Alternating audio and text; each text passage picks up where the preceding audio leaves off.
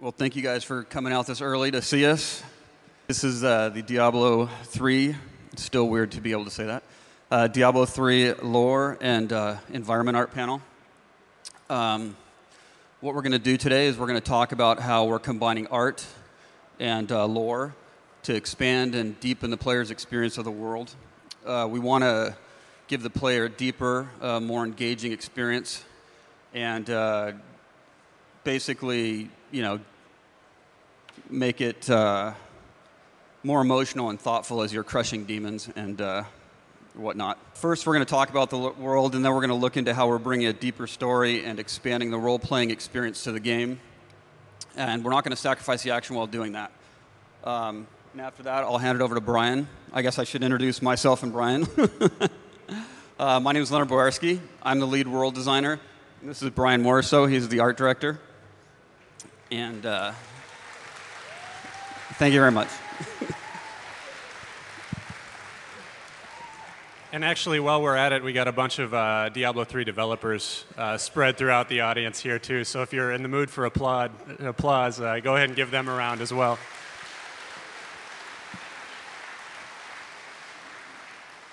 All right, so the first thing we wanted to do when we looked at the Diablo series is we really wanted to, we looked at it and we saw that there was a lot of unexplored potential in the previous games. What do we mean by that?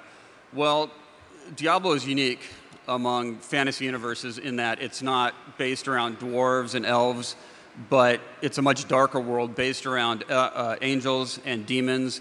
In fact, it was created by angels and demons, and now it's being fought over by the forces of hell and angels and lightness. And we just think that that's a really fascinating setting, and we've only scratched the surface in the previous games, and we think that there's really a lot of depth that can be mined there that hasn't been looked into previously. And to do that, we looked at we have to start with the world. We have to start somewhere. And civilizations don't just crop up out of nowhere.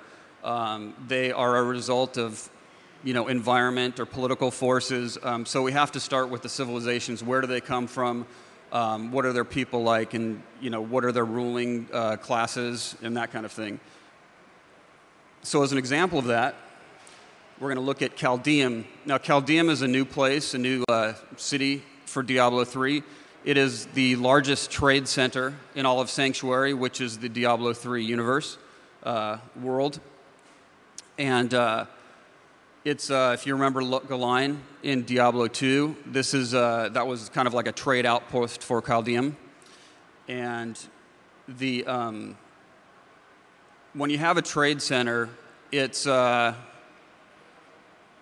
of an innovative place because you have a lot of philosophy, a lot of trade, a lot of different cultures getting together and talking. You just have a place where there's a lot of ideas, a lot of innovation going on, and the government basically is there to just make sure that the money keeps flowing. So when you have a place like that, and then the main city of the area, which is Karast, which you saw destroyed in Diablo 2, falls, and the government from there moves over to Chaldeum, which is what happened. It changes a place. So that's something we've explored in depth. How does that change a culture? How does that change how the day-to-day life goes in that place? All of these things we take into account when we're looking at an area. How does this affect the story? How does this affect the quests you're doing? Things of that nature. We also went relatively deep in our exploration of the world in terms of areas you're not actually going to see in this game. Some of the places that player characters came from, you won't be seeing in this game, and obviously we have to flesh those out so we have a good background for our characters. Also, there's other areas that you need to know what effect they've had on the world, but just in general, for you to feel as a player that there's a world outside your immediate experience, it helps us as developers to know what's actually going on in the world at large. Scovos is a great example of this. The picture you just saw, as well as this picture right here. This is the place where the Ascari Society is located. The Ascari Society gave us the rogues in the first Diablo game and the Amazons in Diablo 2, but the society itself hasn't really been explored in the past. They are a very ancient society. They have not had a lot of contact with the outside world, in terms of a lot of trade and a lot of exchange of philosophies and whatnot. And how do they develop differently? They trace themselves back to the early mythology of the angels, and they were supposedly founded by an angel and her lover, who was a human. So, they have a totally different view of the world than some other civilizations who have grown up around different mythologies. So that's the extent that we're going to as designers to really flesh out this world and make it feel like a living place.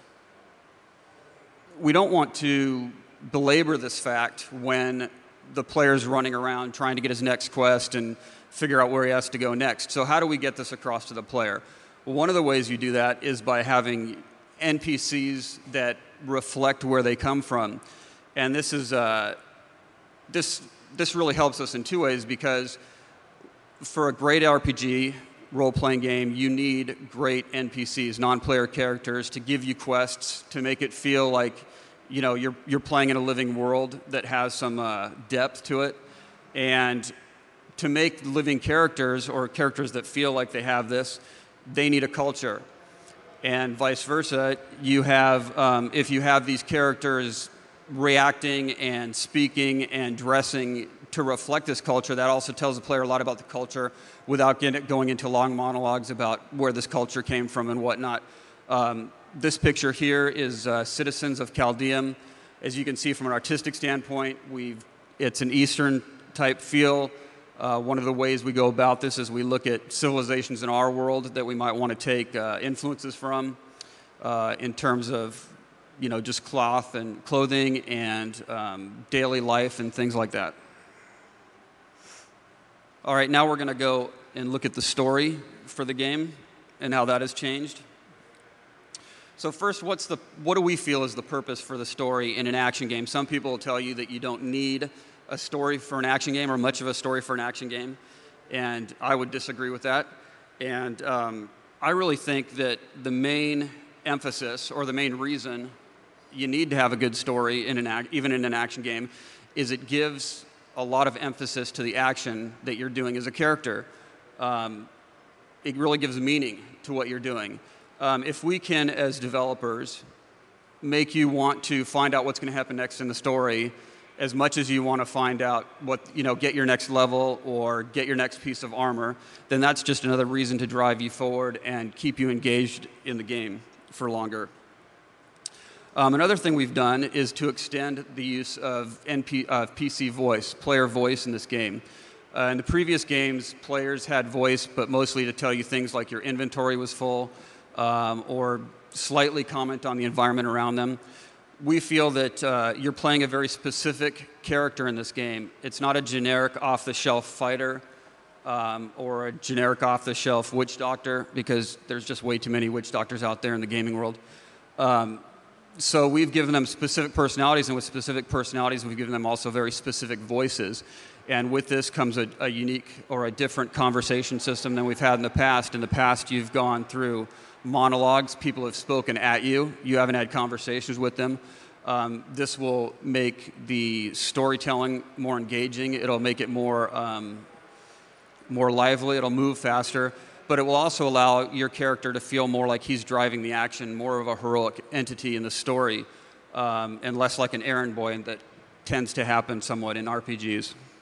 So we tell the story through dialogue and lore books that you can find in the game. But another tactic we like to use is to use the environment to tell the story. How we do that is to set up visual clues or scripted events that will tell you things about the world as you come upon them. For instance, if I run into a group of cultists summoning a demon and then the demon turns on them and attacks them, that tells you something about their level of competence, which is not very high. If I follow a trail of dead bodies to a warrior who's sitting atop a mountain